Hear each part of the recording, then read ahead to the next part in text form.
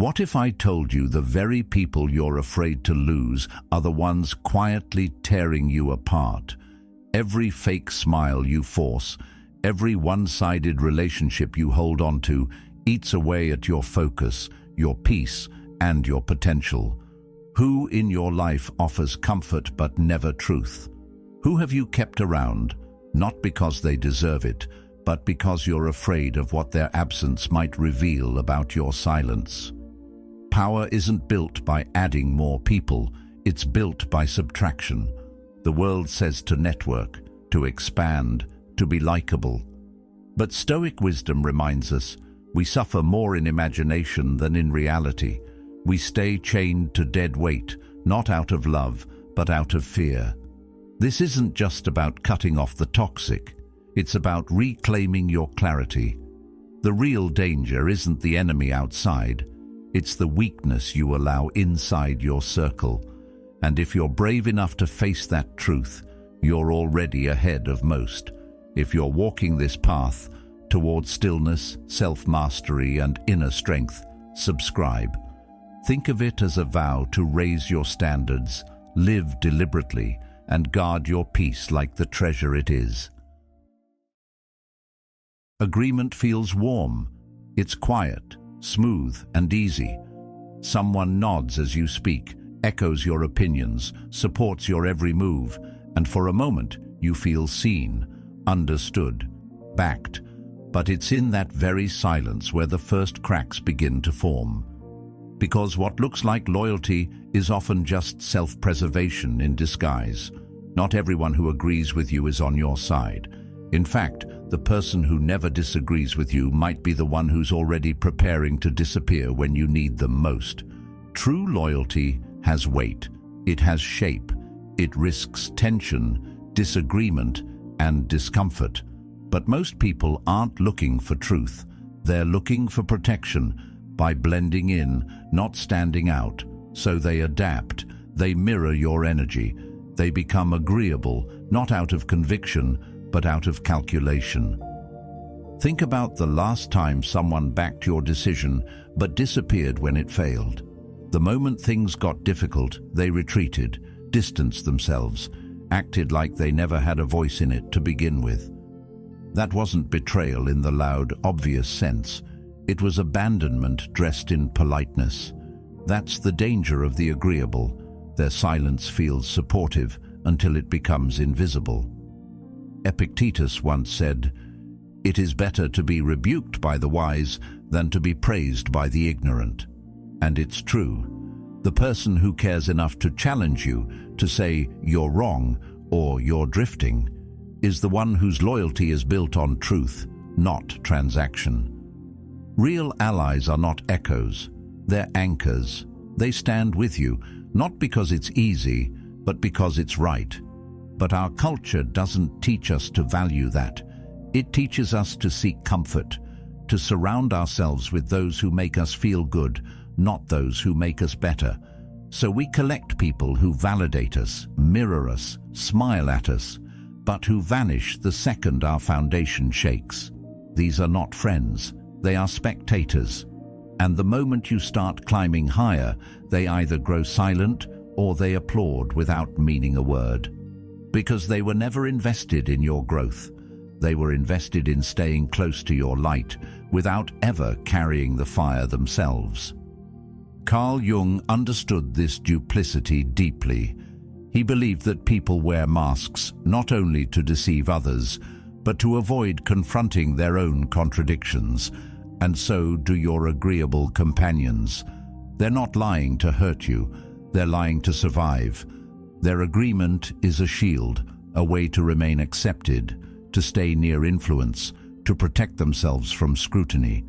But when pressure comes, when truth is required, their survival instinct kicks in, and their silence becomes absence. And that's when you learn. Loyalty that costs nothing means nothing. Real loyalty is disruptive. It interrupts you when you're drifting. It confronts you when you're in denial. It speaks up even when the room is tense. These are the people you should build with, not those who flatter, but those who speak the difficult truth without fear of losing proximity. Loyalty is not passive, it's participatory.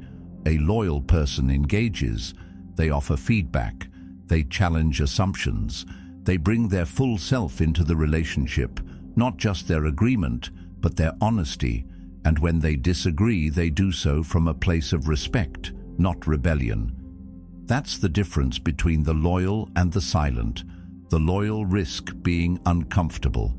The silent avoid it at all costs. Seneca wrote, "The friendship which can cease has never been real." The same can be said of loyalty. If someone's presence in your life is only secure when things are easy, when you're right, when you're shining, then their loyalty isn't loyalty at all. It's comfort, it's self-interest, it's conditional presence. And you can't build anything stable on that. You can't rise with people who only nod but never speak. Their silence may feel like support now, but eventually it will become the loudest void you've ever heard. So start watching more closely. Listen to who challenges you, not with hostility, but with care. Notice who dares to say, "I don't agree with you," and still stays beside you. That's a rare thing. It's a powerful thing. And it's something you can't afford to overlook, because the people who never disagree with you aren't proving their loyalty. They're hiding their true position. They're watching you closely, learning your habits, adopting your language, not because they believe in you, but because it's safer than standing apart. And when the storm comes, when your judgment is tested, when the decisions you made begin to break, those same people will vanish. Or worse, they'll say, "I never really believed in it anyway." Not because they were against you, but because they were never with you to begin with. Their loyalty was never to you. It was to their own comfort. You deserve better than that. You deserve people who are not afraid to tell you the truth even when it stings, who remain when things fall apart, who challenge you not to break you, but to build you. That's real loyalty. And it's far rarer than most people think in a world full of agreeable faces. Be someone who values the voice that dares to speak. Because the ones who stay silent to keep the peace will leave quietly when that peace is gone. And you'll be left wondering if they were ever truly there. They'll tell you they're just having a bad day, then another, then another. One moment they're bursting with ambition, full of dreams and declarations, and the next they're drowning in doubt, pulling you down with silent despair. They don't lash out. They don't sabotage you with obvious harm.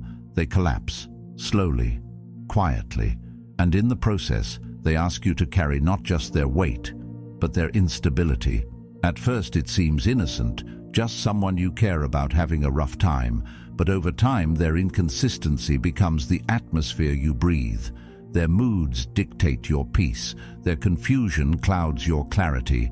You find yourself adjusting, shrinking, compensating, not because they demand it, but because they never stabilize. And when someone can't find their footing, they begin to lean on yours. This isn't support, it's slow erosion. It's what Carl Jung described as the danger of identification. When one person's emotional wounds begin to blur the edges of another's identity, you don't notice it right away. It begins subtly. You excuse it, you empathize, you stay patient, because you're a good person, because you believe people can change. And they can, but not everyone will, and not everyone wants to. Some people are more committed to their patterns than their potential. They want your presence, not your progress, your time, but not your truth. And when you start to rise, they don't stand beside you. They panic, because the higher you go, the more their unresolved pain is exposed. So they pull, not violently, not obviously, but emotionally, through guilt, through helplessness, through silence that demands your attention. Their suffering becomes a performance you're expected to attend day after day. Stoic philosophy teaches that we should never surrender what is ours, our reason, our focus, our direction, to that which lies outside of our control. And yet emotional inconsistency is a thief that works quietly, convincing you that your reaction is responsibility. But it's not. Their mood swings aren't your fault. Their chaos isn't your cross to carry. There's a difference between helping and absorbing, between empathy and entanglement. And if someone's unpredictability makes your peace conditional, that's not love. That's dependence disguised as connection. Marcus Aurelius once wrote, "The soul becomes dyed with the color of its thoughts." But what happens when the soul begins to absorb someone else's? The collapse of a relationship built on emotional inconsistency doesn't happen all at once. It happens when you wake up more tired than rested, when your excitement begins to feel like guilt, when your wins are followed by their silences, their distance, their subtle sabotage. It's not envy in the open, it's self-sabotage that disguises itself as need. And if you're not careful, you'll start to feel responsible for carrying both lives, for fixing moods that were never yours to manage, for being the foundation of someone who refuses to stand on their own. You are not here to babysit broken boundaries, you're here to build. And building requires stability. It requires energy that multiplies, not energy that evaporates every time someone close to you forgets how to stand on their own. The difficult truth is this: not everyone can go where you're going, not because they're evil, not because they hate you, but because they're still searching for a reason to move forward. And sometimes they see your direction as a threat, a mirror reflecting back everything they haven't faced. And instead of rising with you, they fold and ask you, without words, to carry both the map and their indecision. Seneca warned that life is long if you know how to use it. But time spent managing emotional inconsistency isn't life, it's limbo. It keeps you tethered to cycles that never end, conversations that repeat, apologies that come too late, promises that disappear in the morning. And the more you invest in someone who won't stabilize, the more your own balance suffers. This doesn't mean you become cold, it means you become clear. Compassion without boundaries isn't noble, it's neglect of yourself. You are allowed to say, "I love you, but I cannot hold you up anymore." That is not abandonment, that is maturity. You build with people who've done the work, who've faced their storms and learned how to walk again, who bring energy into the space, not confusion, who don't need rescuing every time reality strikes. These are the ones who will hold you when you fall, who won't make your success a source of shame, who won't shrink every time you expand. They're not perfect, but they're consistent, grounded, and that kind of person doesn't drain you. They sharpen you, they give, they don't just take. And when the weight of life shows up, they carry it with you, not ask you to carry them. The people in your life either become your peace or your pressure. They either water your growth or make you question your own roots. It's not about judgment, it's about discernment. And once you begin to value your time, your energy, and your clarity, you'll stop calling inconsistency potential. You'll start calling it what it is, instability, and you'll stop negotiating with it. Because when you allow inconsistency to stay, it doesn't stay still, it spreads. It shapes your days, it rewires your tolerance, it makes dysfunction feel normal, and that's not a life rooted in strength. That's a slow surrender. You are not cold for walking away from emotional chaos. You are not cruel for choosing stability over sympathy. You are allowed to protect your focus, your future, your fire. As Jung said, the privilege of a lifetime is to become who you truly are. And who you truly are cannot emerge in an environment of constant volatility. So if someone's presence is built on collapse, let them fall, not because you want them to fail, but because you refuse to follow. And that too is love, the kind that knows when to stay and when to let go. There's a strange discomfort in being around someone who talks too much. But not because they're excited or enthusiastic. It's something else. They over-explain. They justify things you never questioned. They rush to explain why they were late before you've even asked.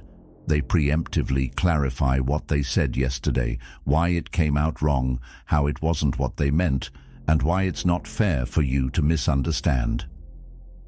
At first, it seems harmless, maybe even considerate, but when you step back, you start to see the pattern. These aren't people trying to connect, they're people trying to manage perception.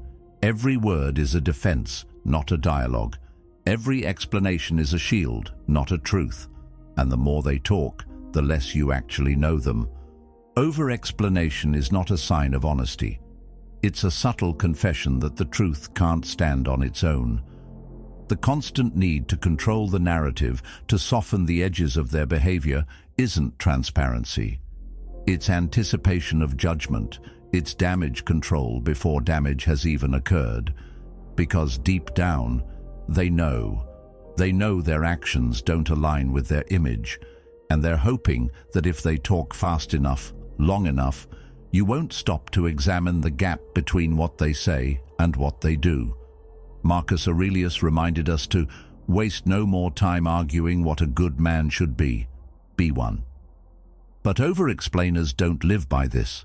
They argue, they elaborate, they decorate their failures with carefully chosen words in the hope that the truth gets blurred before it gets seen. We live in a world where words are cheap and plentiful, but character is quiet. The person who stands in truth doesn't need to sell themselves to you. Their consistency does that for them. Their presence holds weight without shouting. They aren't perfect, but they own their imperfection with steadiness, not spin. Carl Jung once said, "You are what you do, not what you say you'll do." And it's true. The ones who rely too heavily on language are often trying to cover the absence of integrity. They fear the silence because in silence, actions echo, and their actions can't hold that weight alone. When someone constantly feels the need to narrate their intentions, reinterpret their behaviors, or reframe every misstep before you even raise an eyebrow, ask yourself, why the urgency? Why the fear? Because when people are grounded in truth, they can afford pauses. They can let their actions speak, even when those actions aren't perfect, because they trust that their patterns will tell the story. They don't need to sculpt the narrative around each individual moment. They know that who they are will show itself over time. But over-explainers live moment to moment, constantly patching holes, afraid that if they stop talking, the illusion will fall apart. And it's not always malicious. Often it's insecurity. It's a deep-rooted fear of being misunderstood, of being disliked, of losing control. But that doesn't make it harmless, because when someone is always on the defensive, even when there's no offense, you end up carrying their anxiety. You start questioning your own instincts. You begin second-guessing your perceptions. Their performance becomes your confusion. And eventually, your clarity, the clarity that Stoicism values above all, gets clouded by the sheer noise of their explanations.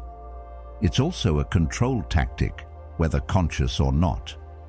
By flooding the space with justifications, they're not just avoiding accountability, they're overriding your right to form your own interpretation.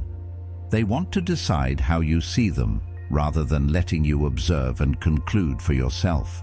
And when someone is afraid of your honest judgment, they will try to narrate their way into innocence again and again.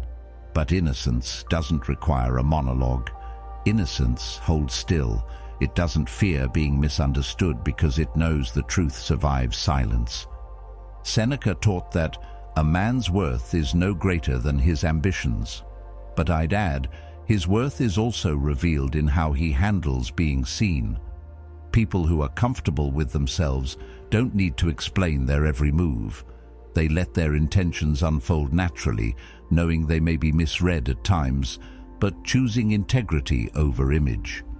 They're okay being misunderstood because they know who they are when no one is watching.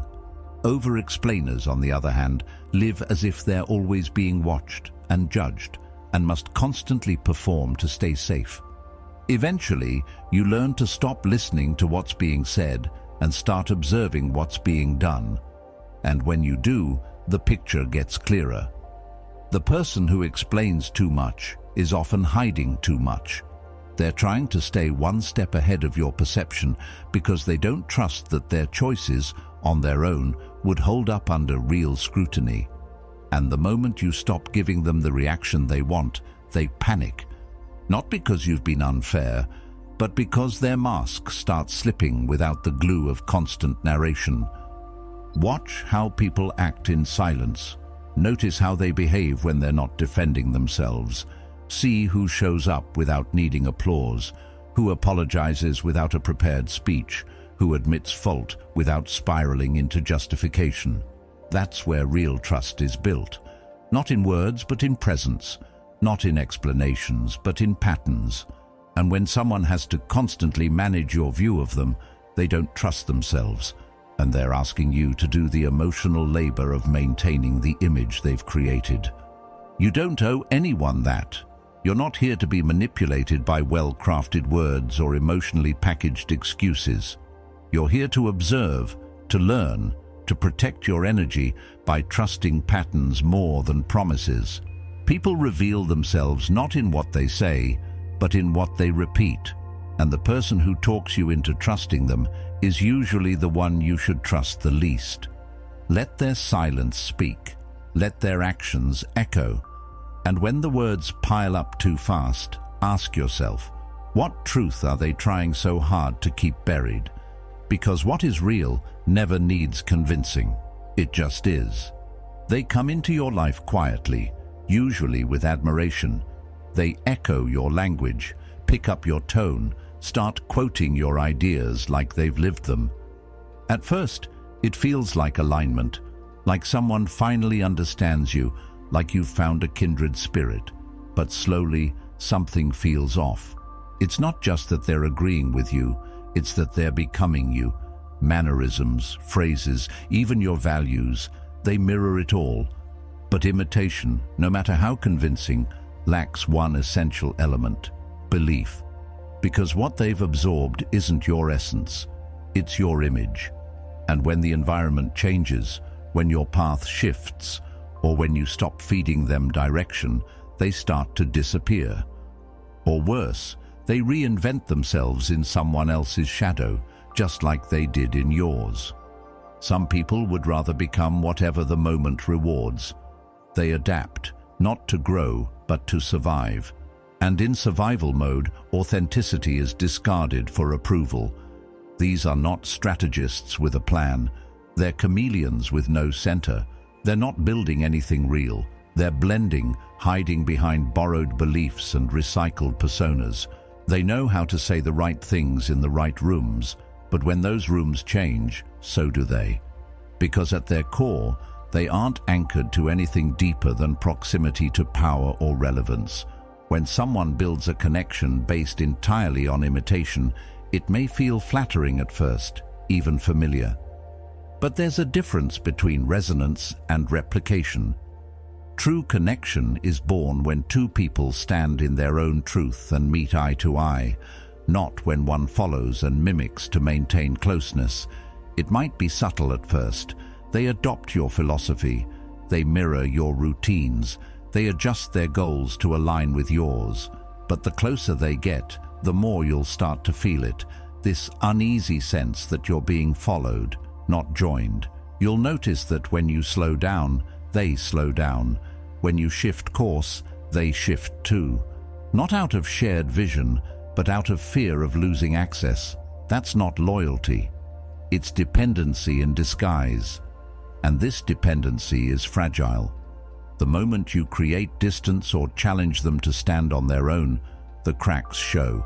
They become confused, even resentful.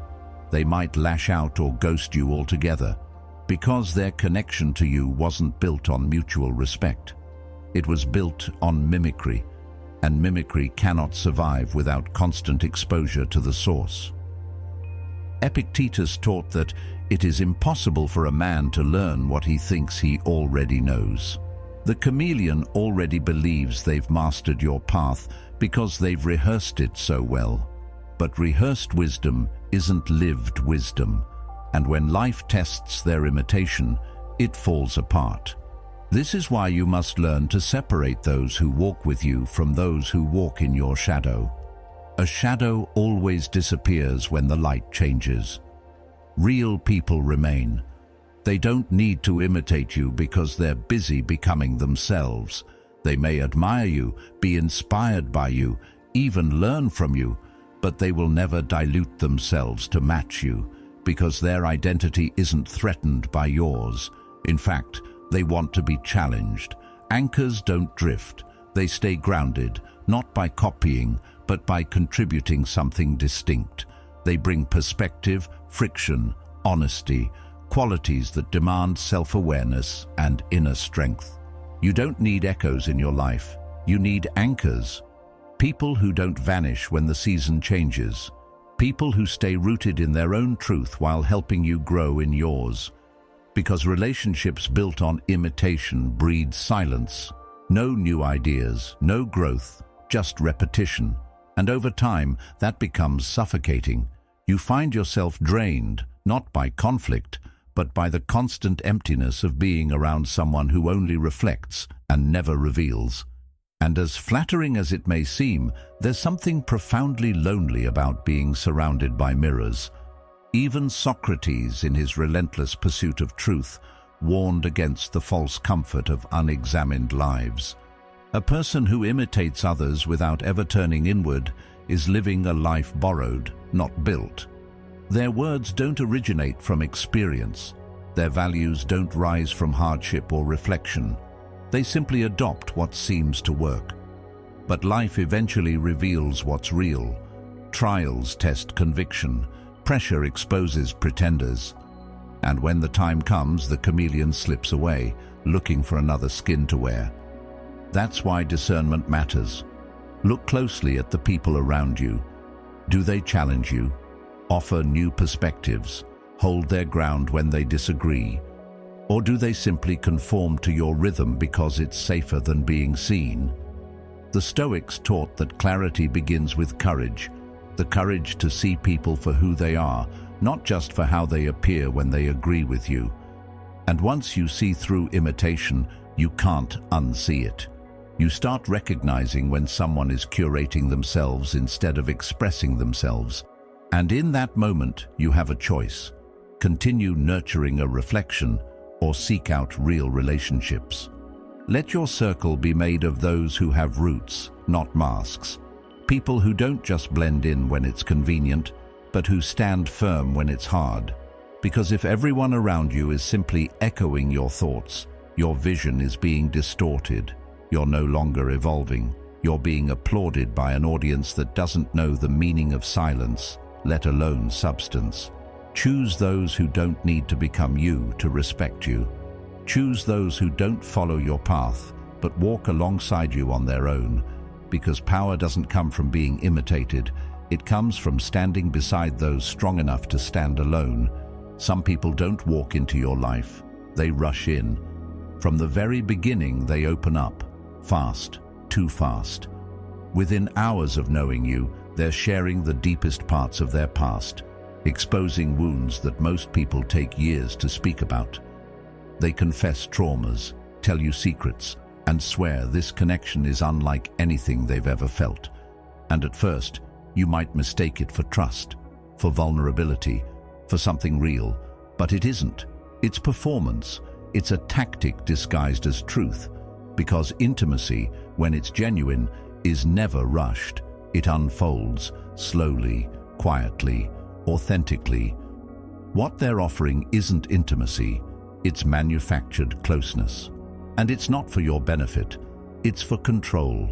This kind of emotional fast-tracking isn't about bonding, it's about anchoring you, about making you feel so emotionally entangled so early on that any attempt to create space later feels like abandonment. And when you do try to pull back, when your intuition tells you that something doesn't feel right, they don't react with grace. They remind you of how much they shared, how close you've become, how you must care, because they were so open with you. But openness without boundaries is not vulnerability, it's manipulation. It's a carefully disguised way to force guilt into what should be freedom. It's what Carl Jung warned against when he spoke of projection, because what they share isn't always about connection. It's about using you as a container for feelings they refuse to process alone. Manufactured intimacy creates confusion. On the surface, it feels flattering. Someone is letting you in. They're trusting you. They're choosing you. But real vulnerability doesn't come without context or pace or discernment. And when it does, it's not something that demands reciprocity. It invites it gently when the time is right. The kind of forced closeness we're talking about feels different. It's sticky, it's rushed, it's drenched in emotion but lacking in depth. Because what's happening isn't trust, it's pressure. You're being emotionally cornered into a role you didn't ask for. Not a friend, not a partner, a savior, a therapist, a witness to chaos you never signed up to hold.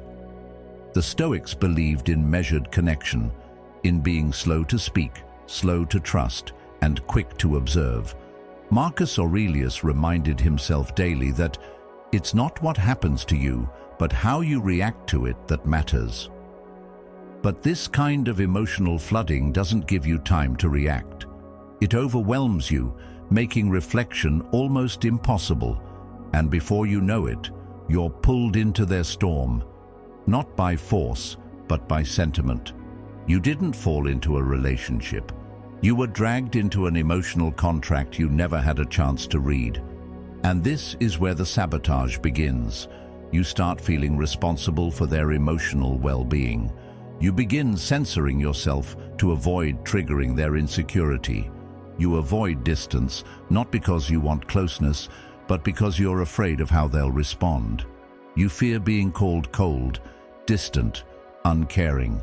They don't ask for love, they demand proof of it, constantly.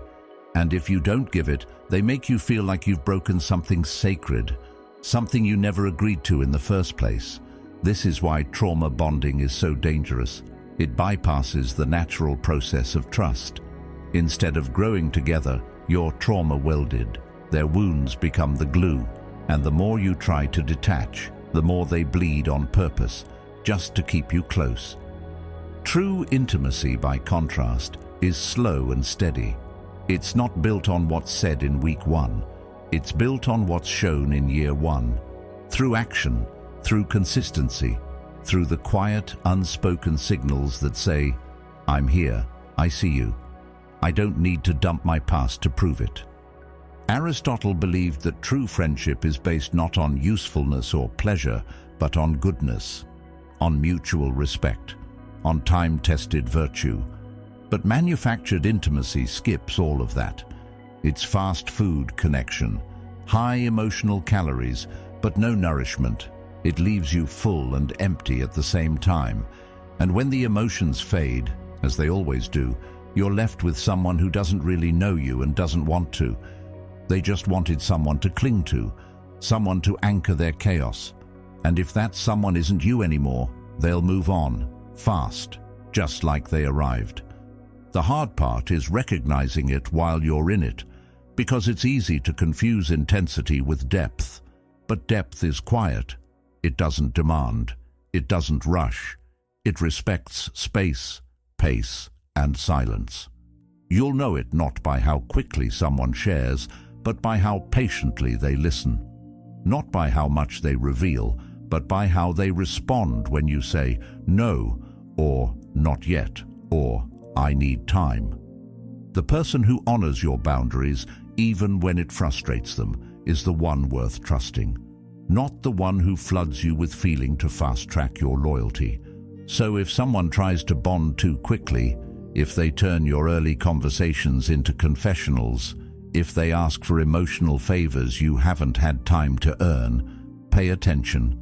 They're not looking for connection. They're looking for control. And it's okay to step back, to say, this is too much, too soon, to protect your peace without apology, because true closeness is never coerced. It's chosen again and again through presence, not pressure. And when you remember that, you stop falling for the illusion of intimacy. You start choosing what's real. You start protecting your inner life not just from harm, but from intrusion. And you realize being loved is not about how quickly someone gets close to you. It's about how well they hold space while they earn the right to stay. They always seem to know what no one else does. The ones who come bearing whispers, warnings, stories laced with drama, and just enough truth to sound credible. They smile as they pour the tea, make you feel like you're special for hearing it, like you're in the inner circle. But while you're listening, while you're laughing, while you're nodding in quiet agreement, something else is happening beneath the surface. They're not just informing you, they're conditioning you, grooming you into a space where gossip feels like connection, where shared secrets masquerade as trust. But the price you pay for that moment of inside knowledge is far higher than it first appears. Because gossip is rarely innocent. It's rarely just entertainment. It's a tool.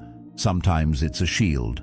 Sometimes it's a weapon. But it's always a signal that the person delivering it lacks boundaries, that they carry people's reputations in their hands like they're holding water, loose, careless, spilling everywhere. They dress it up in smiles, in concern, even in fake empathy. I just thought you should know. Don't tell anyone I said this, but... And in those phrases, what they're really saying is, I trade in people's names, and I will spend yours too. Marcus Aurelius warned, the things you think about determine the quality of your mind. But the gossiper wants to fill your mind with noise, other people's failures, private matters, missteps you were never meant to see. Because gossip, by its nature, drags your attention downward. It tempts you to judge instead of reflect, to feel superior instead of curious. It invites you into a loop of suspicion and distraction, keeping your focus on what others are doing wrong instead of what you should be doing better. And the longer you stay in that loop, the easier it becomes to forget that you were never meant to be there in the first place. It often starts with charm. They're witty, observant, socially sharp. They always seem to have the latest story, and at first it feels harmless, maybe even useful. But the more you let them speak, the more you realize they're not just telling stories, they're practicing a craft that carves wedges between people, one whisper at a time. And those wedges don't just separate you from others, they separate you from yourself. You start questioning people you used to trust. You start filtering every conversation through the lens of doubt. Because the moment you hear one thing, you assume two more. You start wondering, what are they saying about me when I'm not in the room? And that's the core truth. The one who brings gossip is the one who will carry your name into the next conversation. Carl Jung once said, shame is a soul-eating emotion, and gossip is shame weaponized. It's the spreading of shadows before the person has a chance to stand in the light. It's often based on fragments, half-truths, or interpretations warped by ego. And when your name becomes part of that economy, your character is no longer your own. It gets shaped in spaces you've never entered, by people you've never met, because someone else decided your story was easier to sell than to understand. That's the danger. You won't know when it starts. You won't see the fire until it's already spread. And by the time the damage is visible, the trust you've spent years building has been eroded by invisible hands. Gossipers don't burn bridges with flames. They do it with smoke, with suspicion, suggestion, with the soft corrosion of what people believe before they ever meet you. Their power is quiet, but that doesn't make it any less dangerous. You don't need to confront them. You don't need to match their energy. You just need to step away, without drama, without warning, without becoming another story they tell. Let your silence be your boundary. Let your absence protect your name. Epictetus taught that we should never argue with fools, because people watching may not be able to tell the difference. The same applies here. If you fight a gossiper, you step into their arena. You validate their method, but if you walk away, if you become unavailable to their narratives, you deny them the one thing they need most: access. And once you do, something powerful happens. Your life becomes cleaner, quieter, more yours. You stop carrying the weight of conversations that were never meant to happen. You stop wondering what other people think of you, because the people who matter will speak to you, not about you. You begin to realize that real relationships are built on discretion, on loyalty and silence, on respect when no one's watching. The ones worth keeping are the ones who protect your name like it's their own. Not because you're perfect, but because they understand that everyone deserves the dignity of being known directly, not interpreted through someone else's mouth. Seneca said, "Associate with those who will make a better man of you." And gossipers by nature make you worse, not because they change your values, but because they distract you from them. They pull your attention into places of noise and ego and petty comparison when your life should be directed toward clarity, action, and stillness.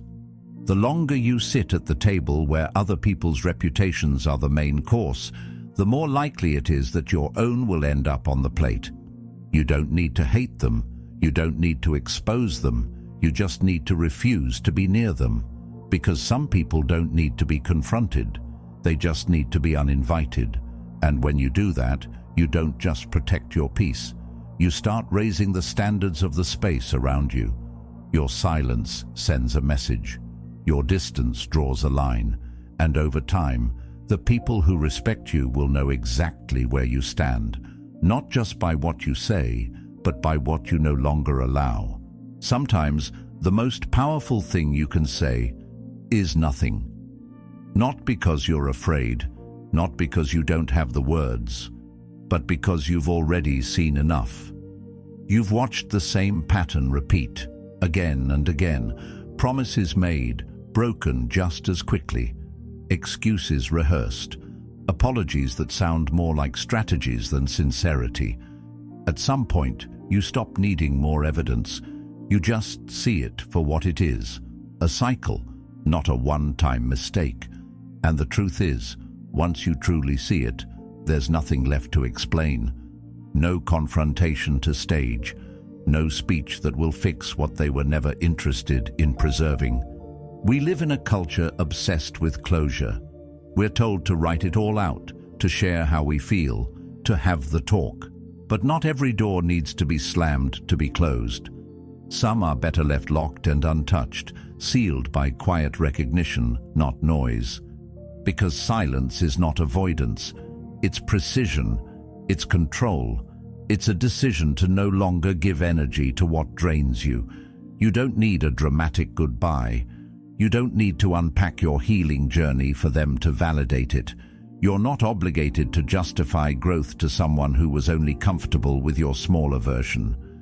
Power, real power, doesn't scream. It disappears. It becomes unreachable. And when you stop responding, not just with words, but with attention, they begin to feel it.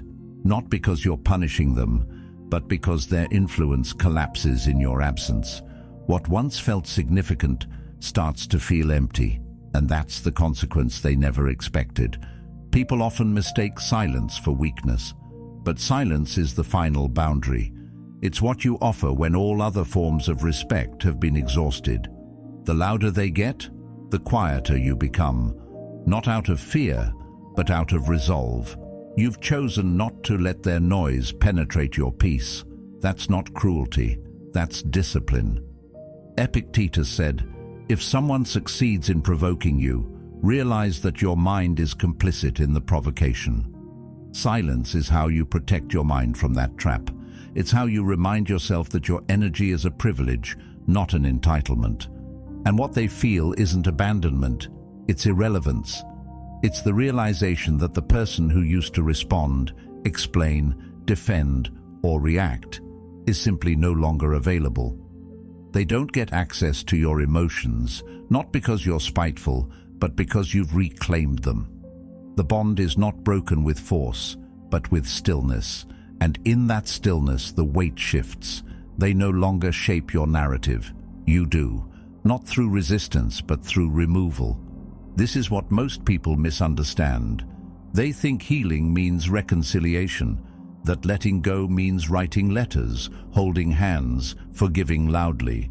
But growth, in its purest form, often happens in the shadows, in silence. It happens when you stop asking for someone to treat you better and start treating yourself as someone worth protecting.